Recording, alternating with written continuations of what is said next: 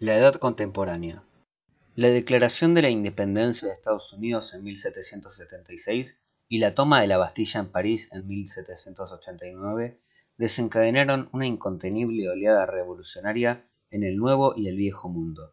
En Europa, prácticamente todos los tronos de Europa fueron barridos por obra de Napoleón, y en América el Imperio Español, como antes el británico, se desintegró en pocos años. Empezaba el siglo del capitalismo y el régimen liberal.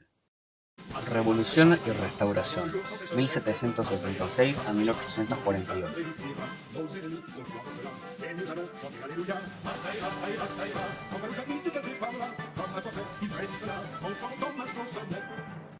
La independencia de Estados Unidos, 1776 a 1783. En 1776, los colonos instalados en el este de Norteamérica quisieron dejar de ser ingleses. En su declaración de independencia, anunciaron al mundo la creación de una nueva república y su disposición a defenderla frente al ejército de su majestad Jorge III. A partir de la década de 1760, el gobierno británico impuso una serie de medidas de control comercial, fiscal y administrativo en sus colonias de Norteamérica, que generaron un gran descontento y acentuaron la conciencia de los colonos de constituir una sociedad diferenciada, incluso una nación aparte. La escalada de tensión condujo a que en mayo de 1775 se reuniera en Filadelfia un congreso con representantes de 13 colonias, en el que se adoptaron dos decisiones: iniciar un proceso de ruptura política con Gran Bretaña, que culminó con la Declaración de Independencia del 4 de julio de 1776, por la que las antiguas colonias se convertían en una república, y organizar un ejército para hacer frente a las tropas enviadas por el gobierno de Londres. Lord Washington, comandante del ejército continental, logró imponer disciplina a las milicias municipales que formaron el núcleo de su contingente. Los enfrentamientos que se sucedieron en los siguientes 6 años fueron de pequeña entidad comparados con los que se veían en Europa y sin consecuencias determinantes. Sin embargo, la victoria americana en Saratoga sirvió para que la monarquía francesa, gran rival de Gran Bretaña, decidiera prestar asistencia a las colonias rebeldes, gesto con el que se reconocía la legitimidad de la nueva república. España hizo lo propio poco después. La figura del general francés Lafayette se hizo emblemática de esta alianza y del entusiasmo que la causa americana despertó en Europa. La guerra llegó a su fin con la capitulación de las tropas inglesas en Yorktown, donde los americanos hicieron más de 7.000 prisioneros. 2 años más tarde se firmó la Paz de París, en la que Gran Bretaña reconoció finalmente la independencia de los Estados Unidos. La Revolución Francesa en París, 1789 a 1792. El gran drama histórico de la Revolución Francesa tuvo como principal escenario París. Motines, celebraciones, debates y ejecuciones marcaron el ambiente y el paisaje de la ciudad revolucionaria por excelencia. No hay duda de que la Revolución Francesa cambió el sentido de la historia universal, pero también conviene recordar que se desarrolló en un marco particular, el de una ciudad, París, que tenía sus tradiciones propias, sus conflictos específicos y su paisaje urbano singular. El protagonismo de París se impuso desde la revuelta del 14 de julio de 1789. El detonante del movimiento fue el miedo irracional que se apoderó del pueblo ante un posible ataque de la Guardia Real. La toma de la Bastilla. Los soflamas de algunos exaltados en el Palais Royal enardecieron a la población, que a la noche del 13 al 14 de julio decidió cerrar la mayoría de barreras de entrada a la ciudad. En una reunión en el ayuntamiento se aprobó crear una milicia burguesa para la que enseguida se empezaron a buscar armas. Para ello, los amotinados asaltaron el Palacio de los Inválidos, y al difundirse el rumor de que en la fortaleza de la Bastilla, al este de la ciudad, se guardaba la munición que necesitaban, todos acudieron en tropel a exigir a la guarnición que se le entregara. Al cabo de varias horas de combate, la fortaleza se rindió y con ella cayó también el antiguo régimen francés. A partir de ese momento, múltiples edificios y lugares de París encarnaron las diversas fases de la revolución. En octubre de 1799, el Palacio de las Tullerías acogió a la familia real tras más de un siglo viviendo en Versalles. Entre el entusiasmo popular, 3 años después, sin embargo, esa misma muchedumbre lo asaltó para derrocar la monarquía. En el campo de Marte se desarrolló en 1790 una gran manifestación patriótica, la fiesta de la Federación, pero también allí se produjo una matanza de manifestantes en 1791 que dio alas a los partidos radicales.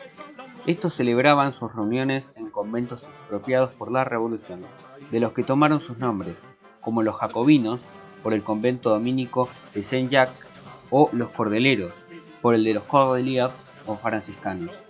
El ayuntamiento a Hotel de Ville acogió al primer alcalde democrático de París, Bailly, pero en 1792 este edificio fue tomado por los sans-culottes, que lo convirtieron en comuna revolucionaria.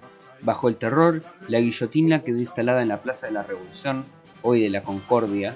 El Comité de Salvación Pública se ubicó en las Tullerías y las cárceles políticas estaban en la Conciergerie. El Imperio Napoleónico, 1804 a 1812. Mediante anexiones, alianzas forzosas o recambios dinásticos, Napoleón creó un sistema imperial que lo hizo amo de todo el continente europeo, desde la península ibérica hasta la frontera con Rusia. En 1812, tras más de 10 años de guerras casi ininterrumpidas, Napoleón era el dueño indiscutido de Europa. Su imperio formaba un sistema en el que se mezclaban las posesiones imperiales propiamente dichas, los estados satélites y los aliados forzosos. El imperio, proclamado en 1804, llegó a contar con 98 departamentos, entre los que se incluían territorios no franceses anexionados durante la Revolución, como Bélgica, Luxemburgo y Renania. Napoleón sumó a estos Holanda en 1810, tras deponer a su propio hermano Luis. En Italia añadió Liguria, 1805, los ducados de Toscana y Parma, 1808, y los estados pontificios, 1809. Estos últimos tras capturar al Papa Pío VII, y en Alemania una franja septentrional que desprendió en 1810 del Reino de Westfalia. En 1812 el imperio contaba con 152 departamentos y 50 millones de habitantes, casi un tercio de toda la población europea. En torno a este núcleo imperial había varios estados satélites, algunos de ellos regidos por miembros de la familia Bonaparte, empezando por el Reino de Italia, del que era soberano el propio Napoleón. Desde 1806 su cuñado Murat era rey de Nápoles y en sustitución de su hermano José, aupado al trono de España en 1808. Otro hermano Jerónimo regía en el Reino de Westfalia y Napoleón creó con parte de Polonia el Gran Ducado de Varsovia y en Alemania la Confederación del Rin con 36 estados. Otros estados europeos habían firmado tratados de alianza con Napoleón, como Prusia, derrotada repentinamente en el campo de batalla, Austria, tras la boda en 1811 de Napoleón con una princesa de la dinastía austríaca, Prusia, también derrotada, Dinamarca y Suecia, esta última gobernada por un general de Napoleón, Bernadotte. Solo quedaban fuera del sistema napoleónico el Reino Unido, víctima del bloqueo continental, Portugal, en guerra contra Francia, Sicilia y Rusia, contra la que Napoleón desencadenó la gran campaña de 1812 que fue su ruina. La Guerra de la Independencia, 1808 a 1814. Concluida la ocupación militar de España, salvo el baluarte patriota de Cádiz, los franceses vieron surgir de todas partes partidas de guerrilleros que organizaban contra ellos asaltos, sabotajes y emboscadas. La ofensiva de Napoleón en España a finales de 1808 y las campañas sucesivas a lo largo de 1809 acabaron prácticamente con la resistencia del ejército regular hispano. Desde entonces, la resistencia espontánea contra el ocupante fue protagonizada por un sinnúmero de partidas de guerrilleros, término que justamente se acuñó entonces. Las guerrillas, que pronto se coordinaron con el ejército británico que desde Portugal combatía a los franceses, proliferaron en las regiones montañosas de los Pirineos, la cordillera Cantábrica y el sistema central, desde donde atacaban las líneas de comunicaciones francesas y también sus campamentos. Hasta 1810 las partidas fueron más bien de pequeñas dimensiones, pero luego se crearon algunas que se asemejaban a pequeños ejércitos. Hay algún historiador que calcula que en el año 1811 había en total unos 55.000 guerrilleros en acción. Algunos de sus cabecillas procedían del ejército, como Díaz Porlier, capaz de movilizar grandes contingentes, pero la mayoría tenía una extracción popular. El empecinado, por ejemplo, era un campesino, el valenciano José Romeu, un hacendado y comerciante, y el cura Merino, como su apodo indica, un eclesiástico. Los guerrilleros no habrían derrotado a Napoleón por sí solos, pero contribuyeron decisivamente a debilitar su ejército en España, siquiera por el terror que infundían. La batalla de Trafalgar, 1805. El choque naval de mayor trascendencia durante las guerras napoleónicas tuvo lugar frente al estrecho de Gibraltar y conllevó la total destrucción del grueso de la armada franco-española, empleada por Napoleón. Con la reanudación de la guerra europea en 1803, tras la efímera paz de Amiens, Napoleón organizó una compleja operación naval para intentar desviar la atención de los británicos y preparar una invasión a través del Canal de la Mancha. Su alianza con la España de Carlos IV le proporcionó refuerzos navales que integraron una armada conjunta bajo el mando del almirante Villeneuve. Tras una incursión en el Caribe, la flota franco-española regresó a Europa, libró un combate indeciso con los ingleses en Finisterre y se dirigió a Cádiz. Instado por Napoleón, Villeneuve ordenó salir en busca de la armada británica, dirigida por el almirante Nelson. El choque se produjo el 21 de octubre de 1805 frente al cabo de Trafalgar y se saldó con un desastre sin paliativos para los franco-españoles, que perdieron 23 de los 33 navíos que iniciaron el combate, por ninguno de los británicos. Murieron 5.000 hombres, la inmensa mayoría franceses y españoles. La derrota de Trafalgar, debida en buena medida a errores del almirante francés y a la impetuosidad del emperador, sancionaría la hegemonía marítima británica incluso más allá de las guerras napoleónicas. La batalla de Waterloo, 1815. El 18 de junio de 1815 se libró en una llanura al oeste de Bruselas la última batalla de las guerras napoleónicas, y también una de las más sangrientas. Tras la derrota, Napoleón perdió toda esperanza de conservar su poder. Derrotado en todos los frentes y cercado por los ejércitos de la coalición europea, en 1814 Napoleón se había visto obligado a abdicar y a instalarse en la isla de Elba. Un año más tarde, retornó por sorpresa a Francia y recuperó el poder sin encontrar apenas resistencia. De inmediato los países vencedores, en 1814, movilizaron sus tropas que empezaron a concentrarse en Bélgica, bajo el mandato del británico Wellington. Pese a sus ofertas de paz, Napoleón decidió salir al encuentro del ejército aliado. El desequilibrio de efectivos era flagrante.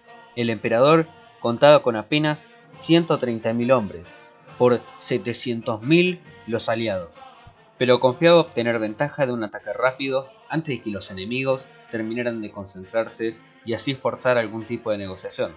Un topónimo para la historia. El choque final se produjo unos 30 kilómetros al oeste de Bruselas, en un terreno llano en el que se encontraba una pequeña población llamada de Waterloo. El combate consistió en una serie de feroces luchas entre los dos ejércitos por el control de determinadas posiciones estratégicas: Hougemont, La Hache-Sainte, Papelotte y en la última de todas, Mont-Saint-Jean, toma en la que se había apostado el núcleo de las tropas de Wellington. Los franceses lanzaron sucesivos ataques de artillería e infantería, y en ciertos momentos pareció que podrían romper las líneas enemigas, pero la llegada de refuerzos prusianos por la tarde inclinó la balanza en favor de los aliados. El ataque desesperado de la Guardia Imperial Napoleónica fue inútil, y los franceses emprendieron la retirada hacia las 8 de la tarde.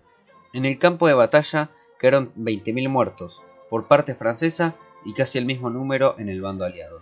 De vuelta en París, Napoleón comprendió que la resistencia era totalmente imposible y el 22 de junio abdicó.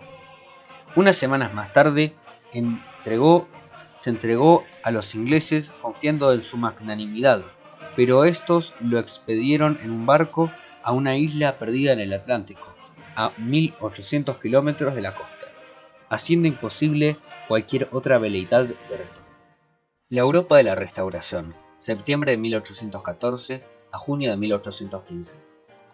Tras la caída de Napoleón, los ministros de las potencias vencedoras se reunieron en un congreso en Viena para establecer un nuevo orden político europeo, basado en el legitimismo monárquico. En sus 15 años de reinado, Napoleón había pasado por Europa como un ciclón, derrocando dinastías milenarias, cambiando a capricho las fronteras e imponiendo una hegemonía francesa nunca vista. Por ello, tras su decisiva derrota en la batalla de Leipzig y su abdicación, y unos meses más tarde, tras la batalla de Waterloo y su confinamiento en la isla de Santa Elena, las potencias vencedoras se propusieron volver atrás en el tiempo, restaurando el viejo orden político, sobre la base del sacrosanto principio de la legitimidad dinástica. Tal fue el objeto del Congreso de Viena, reunión de todos los gobiernos europeos celebrada entre septiembre de 1814 y junio de 1815, que trató de resolver las cuestiones planteadas por la aventura napoleónica. En la práctica, los ministros que lideraron las negociaciones, el austríaco Metternich, el inglés Castlereagh, los prusianos Hardenberg y Humboldt, el ruso Nesselrode y el francés Talleyrand, representantes de los bordones franceses restaurados, no se limitaron a una simple restauración, sino que dieron a luz un nuevo sistema de equilibrio político. Por un lado, premiaron a las potencias vencedoras. Rusia obtuvo la mayor parte de Polonia, Austria recibió Lombardía y el Véneto. Prusia se anexionó múltiples pequeños territorios, el norte de Sajonia, Poznania, Pomerania, Westfalia, y Suecia incorporó a Noruega. Por otro lado, Francia, la potencia agresora, perdió sus conquistas posteriores a 1792 y quedó rodeada por una serie de estados tapón: el Reino de los Países Bajos, que incluía la actual Bélgica, la Renania prusiana, el Reino de Saboya-Piamonte y Suiza, que vio garantizada su neutralidad. En cuanto a Gran Bretaña, aparte de que el Reino de Hannover volvió a estar gobernado por los reyes británicos, que procedían de allí, su imperio colonial quedó reforzado gracias a la atribución de plazas marítimas estratégicas como Malta, la Colonia del Cabo o Ceilán. La América de Bolívar, 1810 a 1830. A partir de 1810, los territorios españoles en América emprendieron los procesos de independencia que alumbraron a las actuales naciones latinoamericanas, de la mano de libertadores carismáticos como Bolívar. El ejemplo de la independencia de Estados Unidos y de la Revolución Francesa alentó los movimientos independentistas en América Latina. En Haití, una gran revuelta de esclavos creó una república negra en 1804, y en Venezuela, Francisco Miranda fracasó en el alzamiento de 1806.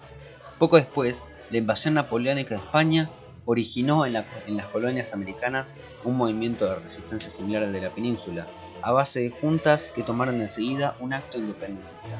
El proceso, sin embargo, no habrá culminado sin la intervención de cierto número de líderes militares, los libertadores, que entre 1810 y 1814 fueron ocupando los antiguos virreinatos hispanos. El primer libertador. Sin duda, el más destacado de los libertadores fue el venezolano Simón Bolívar, testigo directo de la gesta napoleónica en Europa. Al volver a América, participó en la intentona de Miranda y en el alzamiento de Caracas en 1810, que fue aplastado por los españoles 2 años más tarde.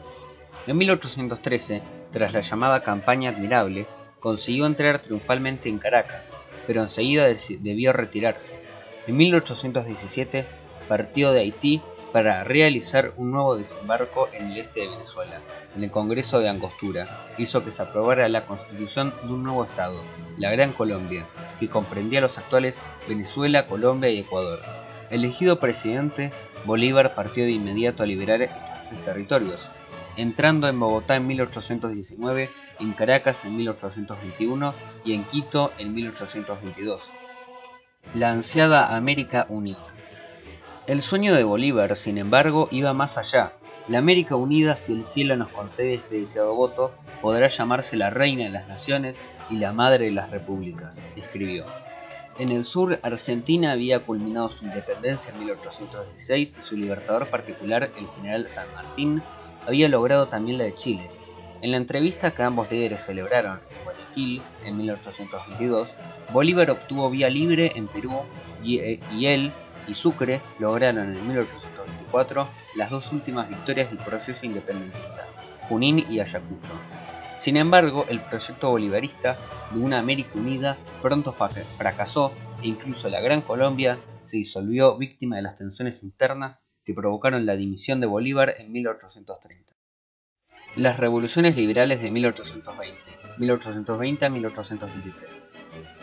El pronunciamiento de Riego prendió la mecha de la revolución en toda España contra el régimen absolutista de Fernando VII y alentó revueltas liberales en otros países de Europa de la Restauración. Rafael de Riego era un teniente coronel que había combatido en la Guerra de Independencia y que tras el restablecimiento del absolutismo por Fernando VII en 1814, simpatizó con las ideas liberales y se implicó en los movimientos insurreccionales típicos de esos años. En los primeros días de 1820 encabezó un pronunciamiento cerca de Sevilla, pero fracasó en su intento de tomar Cádiz y luego condujo a sus hombres a una larga marcha por Andalucía. Sin embargo, cuando su causa parecía perdida, se produjo una cadena de sublevaciones liberales en un gran número de ciudades españolas, todo al grito de ¡Viva la Constitución!, pues lo que se reivindicaba en ese momento era el restablecimiento de la Constitución de Cádiz de 1812, que había sido anulada sin contemplaciones por Fernando VII en 1814. Este mismo rey se plegó a las exigencias de los revolucionarios. La Constitución fue restablecida y se convocaron unas cortes. La insurrección española dio un espaldarazo a movimientos similares en el resto de Europa, particularmente en Portugal e Italia. Pero en 1823 las pretendencias absolutistas sofocaron por las armas estos focos de rebelión y restablecieron el absolutismo. En el caso de España, fue la expedición de los 100.000 hijos de San Luis, llamada así por estar formada esencialmente por tropas francesas.